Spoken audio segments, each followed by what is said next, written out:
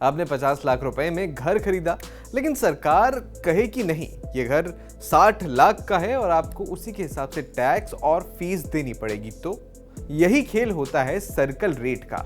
अगर आप घर खरीदने का सोच रहे हैं तो ये एक शब्द आपकी लाखों रुपए की जेब पर असर डाल सकता है। आज आसान भाषा में समझते हैं सर्कल रेट आखिर होता क्या है, सरकार इसे क्यों तय करती है और घर खरीदते समय आपको इससे क्या फर्क पड़ता है। नमस्कार, आप देख रहे हैं TV9 का खास शो घर की बात। मैं हूं अरुण सुंदराल।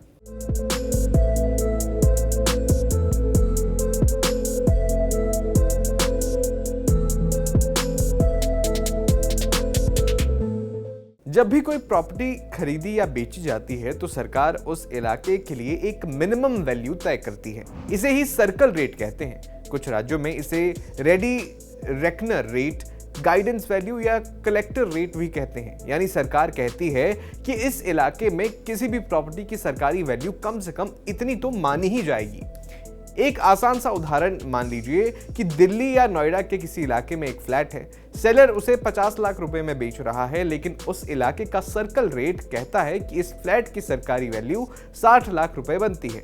अब सवाल यह है कि सरकार किस कीमत को मानेगी, 50 लाख या 60 लाख। कई मामलों में स्टैंप ड्यूटी और रजिस्ट्रेशन चार्जेस की गणना ऊंची वैल्यू पर होती है, यानी 60 लाख पर। यहीं से खरीदार का खर्च बढ़ सकता है। तो सवाल यह है कि आखिर सरकार सर्कल रेट रखती ही क्यों है। पहले लोग कई बार प्रॉपर्टी की असली कीमत कम दिखाकर रजिस्ट्रेशन करवा लेते थे। उदाहरण के तौर पर अगर असली डील 1 करोड़ की है तो कागजों में 60 लाख भर देते थे।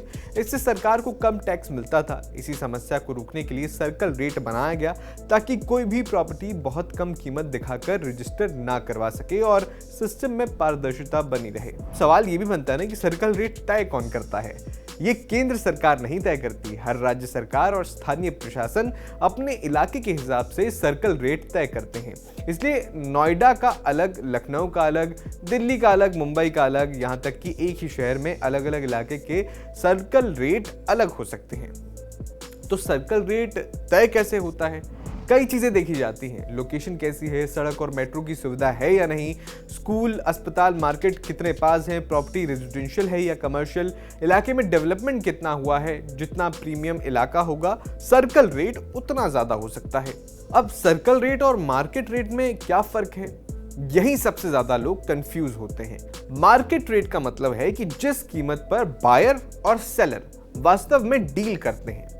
सर्कल रेट सरकार द्वारा तय की गई मिनिमम वैल्यू होती है।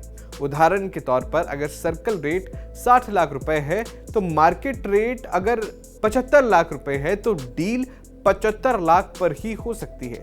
लेकिन अगर मार्केट रेट 55 लाख हो और सर्कल रेट 60 लाख हो तब भी सरकारी गणनाओं में सर्कल रेट अहम भूमिका निभा सकता है। होम बायर्स को इससे क्या फर्क पड़ता है ये जान लीजिए। सबसे बड़ा असर पड़ता है स्टैंप ड्यूटी पर। स्टैंप ड्यूटी प्रॉपर्टी खरीदने के लिए एक बड़ी लागत होती है। अगर सर्कल रेट बढ़ता है तो आपकी स्टैंप ड्यूटी और रजिस्ट्रेशन कॉस्ट भी बढ़ सकती है। बजट पर भी इसका असर पड़ता है क्योंकि कई लोग सिर्फ घर की कीमत देखते हैं, लेकिन असली खर्च में स्टैंप ड्यूटी, रजिस्ट्रेशन और दूसरे चार्जेस भी शामिल होते हैं। इसके अलावा टैक्स इम्प्लीकेशंस भी होती हैं कई सारी। अगर खरीद बिक्री की कीमत और सर्कल रेट में बड़ा अंतर हो तो टैक्स से जुड़े नियम लागू हो सकते हैं और आंतरिक जांच या टैक्स का मामला बन सकता है। तो सवाल यह है कि घर खरीदने से पहले क्या करें। किसी भी प्रॉपर्टी का ऐड देखकर तुरंत फैसला तो मत लीजिए। पहले ये 3 चीजें जरूर चेक कर लें। मार्केट प्राइस क्या चल रहा है, सर्कल रेट कितना है और स्टैंप ड्यूटी और रजिस्ट्रेशन का कुल खर्च कितना बैठेगा। कई बार घर की कीमत तो ठीक लगती है, लेकिन सर्कल रेट की वजह से कुल खर्च काफी ज्यादा बढ़ जाता है। तो याद रखिए, घर खरीदते समय सिर्फ सेलर की बताई कीमत मायने नहीं रखती। सरकार की एक कीमत भी होती है जिसे सर्कल रेट कहते हैं, और कई बार यही सर्कल रेट तय करता है कि आखिर आपकी जेब से कितने पैसे निकलेंगे।